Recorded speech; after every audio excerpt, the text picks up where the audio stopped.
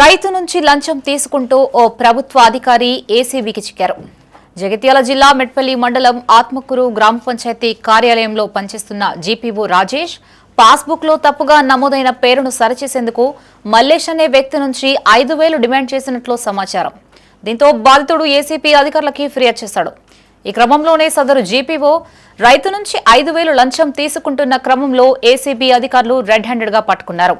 ఈ మేరకు నిందితుడిపై కేసు నమోదు చేసి మెట్పల్లి తహసీల్దార్ కార్యాలయానికి తరలించి విచారణ చేపట్టారు. ఈరోజు మధ్యాహ్నం సమయంలో మెట్పల్లి మండలంలో ఆత్మకూరు గ్రామంలో ఆత్మకూరు జీపీఓ గారు రాజేష్ అతను ఒక గ్రామంలో ఉన్న ఒక రైతు సంబంధించిన పట్టాదార్ పాస్బుక్లో నేమ్ చేంజ్ గురించి అతను జరిగింది. అతను మీ సేవలో మేలో అప్లై చేసి మేలో అతని పట్టాదారు పాస్బుక్ వస్తుంది.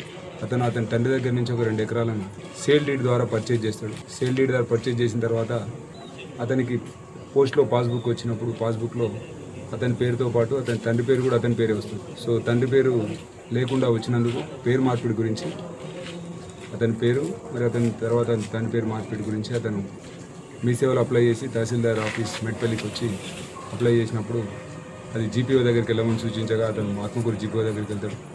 ఆత్మకూరు జీపీఓ వెళ్ళి మోక మీద అతను ఎంక్వైరీ చేసి రిపోర్ట్ సబ్మిట్ చేసి అతని పేరు మార్పు గురించి అతని అమౌంట్ డిమాండ్ చేయడం జరుగుతుంది.